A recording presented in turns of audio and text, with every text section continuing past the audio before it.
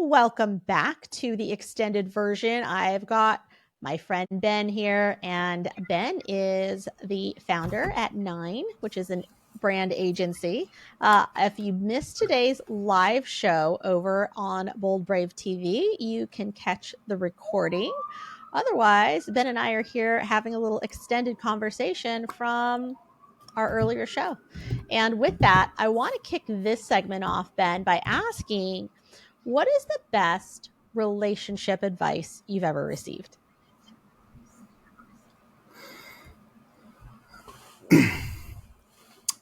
So you froze for a little bit there, but I think what I heard you ask was, what's the best relationship advice I've ever heard? Yes. What's your best relationship advice you've ever gotten? Well, I think it has to do a little bit with what we were talking about in the earlier segment, which is remembering that the whatever we're experiencing is not the whole of the picture, right? There's some unknowable experience out there. So can we be more deeply curious about what this person might be experiencing, what that person is needing or wanting? Can we be more curious, essentially?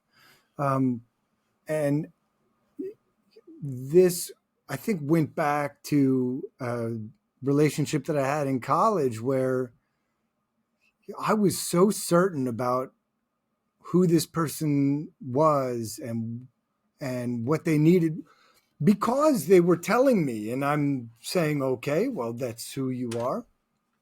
We've covered that. And then I stopped being curious about it. And just remaining sensitive to the fact that we are always evolving.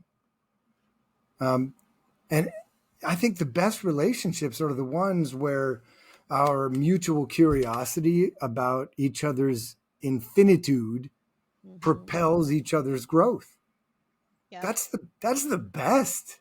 Yep. You Absolutely. Know? Absolutely. Yeah, you're so right about that, because too often it's like we think we do all the fact finding during the dating stage or during the early stage, right? What the truth is, there's so many facts to find out. And how fun is it if we continue to stay curious about each other and acknowledge that those needs or those preferences might change over time, right? I might love chocolate cake right now, but in 5 years from now, I might decide that, you know what, butter cake is where it's at. And so without the conversation or without some level of curiosity, we don't know. We don't know these things. And I think that there's so many facets to who we are, right? And we can ask questions about how we grew up to give each other insight around what framed us, what molded us.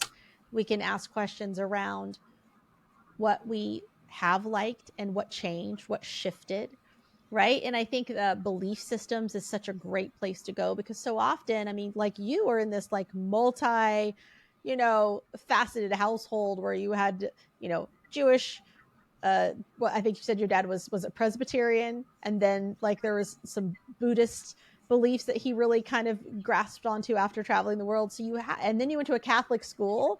So you have this like myriad of all these different pieces of input, and where do you land on, right? When it's not just cut and dry uniform. I know that I grew up in a Christian household, so everything was in the frame of Christianity. And that was the only frame and the only lens that existed for my parents, for my parental figures, because that's all that they believed. Even though my mom came from a Buddhist background, she had grown up Buddhist until she converted, but I didn't know anything about that. I had to go discover that on my own through my own traveling and my own curiosity and having friends that were Buddhist. So I think that these are all there's so many things we can be curious about with each other, and being able to continue that, for those of you listening, if you're having relationship challenges right now, I want to encourage you to use this as a practice. Go home and just start asking questions. Ask some Yes. questions about your partner that you haven't asked for a long time, or that maybe you actually want to know and you never have asked. And I would just invite you to get really curious. And if you're like, Mary, I don't even know what questions to ask, there is a great card deck. And I know more than one company makes them, but they're called conversation cards. And there's like an intimacy deck, there's a deep talk, a deeper talk. There are all these wonderful cards that somebody else has already written the questions to that you can ask. um, I'm trying to think of like some of my favorite ones. I think one of my favorite ones was, what did you learn about love from your parents? Like, that's a great question, and it's not like part of most people's normal dialogue. So, what is it? What did you learn about money from your parents? What did you learn about money in general? How do you feel about money? What's your relationship with money? Like, there's so many questions you can go into, and you can deep dive into like why a person believes what they believe, or why they think the way they think. And it's just that level of curiosity. So thank you for saying that, Ben, because I think that that's a really, really juicy, tangible thing that people can actually take, and literally they could go do it No right now. question. No Yeah. question. Yeah. Yeah. They And, can. in any relationship, what we tend to do is reduce people to our memory of them. Mm, And I just think it is so engaging to just start off with a statement, not with what I know about you, but what I remember about you, yeah. right? I remember you saying this. I remember you doing this. How has that changed? Right. Has it changed? Right?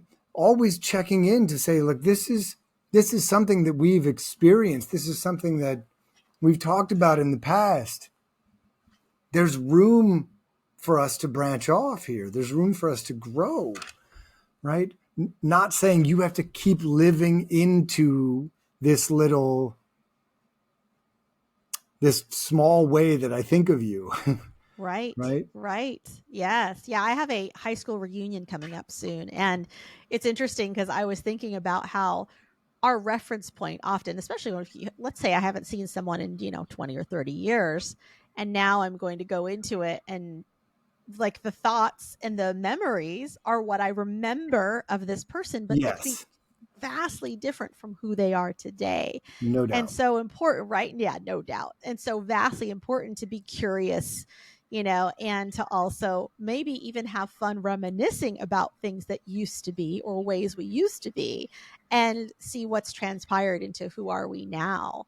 And with that, my next question for you is, what is a superpower that you had as a child that you didn't know was a superpower, but as an adult, you're like, oh, wow, that thing I do, or that way I am, is a superpower. And I just see it now that I'm an adult, and I can, separate out from seeing how the world works and how I show up in it. Like, what would you say is your superpower? Noticing. Ooh, noticing. I mean, in a word, it's just being sensitive to my environment. And I say superpower, but like all superpowers, there's a weakness folded into it. Sure. Anything exaggerated is a liability. Mm-hmm. Yes. Yes. Unfortunately, there is a Because kryptonite in there. yeah, we also, we start to lean too hard into those things that we do well, and it can create imbalance. But um, yeah, noticing, and a big part of that is just moving through so many different contexts early in life, and just frankly just being very attracted to difference. Um, Mm, and since everything ultimately is different when you think about it, then that drives this sort of hyper aware, and it's as inward oriented as outward, I should say. I tend to be pretty introspective as well. interesting. Very interesting. And what were some of the things that you were noticing? What are some of those things that showed up for you? The many faces that people bring to the different roles in their lives. I was always, uh, let's say, interested. I think in the beginning I was confused. And then, of course, as a teenager, I was like, that's inauthentic. That's fake, right? I saw how you were over here. Why are you out that way over here? But you come to realize that, in fact, those many faces those are important social adaptations, right? So the way that I carry on with you, it should be responsive to who you are, and the nature of this conversation. The way I interact with my children, it should be different, right? The way I interact with my friends that I've known since college, that's going to be different too.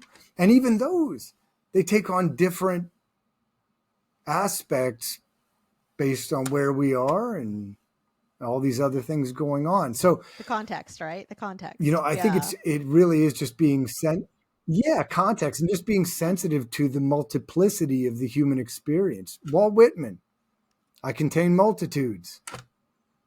Yeah. Yes. And Yes. I think being appreciative of that is, yeah. I give one of my best friends, I give her a really hard time because she's like a superpower in business, and she's very opinionated. Like she definitely has like her preferences of things. However, when it comes to dating, for some reason, she cannot tell a guy that she doesn't want to go out with him again if it shows up.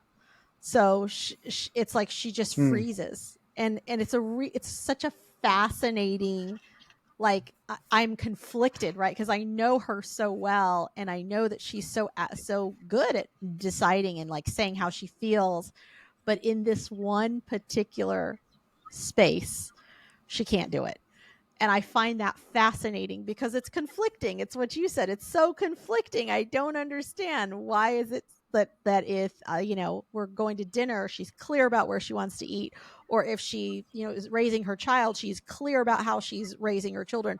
But in this particular instance, just letting someone down easy, like coming up with like the way to do that, is really hard for her, of just that brutal honesty, but not even brutal. But I'm like, you don't have to be brutal. Just do it, find a kind way to turn him But of down. So course, but of course, I mean, she can. She just hasn't. she has She touche. can do She it. can. She just It's hasn't. Yes. Yes. right. Yes. Yes. Yeah, This is and I true. think She's if she starts capable. to internalize, this is a thing that is, yeah, yeah, exactly. Um, and we're trained, and we follow models on how to interact with certain types of people, and that's so much a part of her upbringing, and what she's been taught is appropriate. Um, it's it can be difficult to retrain yourself, but I think it all begins with recognizing that is how I've behaved in the past. Just like we were saying about relationships, Right. right? This is my memory of myself. Yes. Now what? What Right. is available to me now? What is present to me now? What is possible for me now?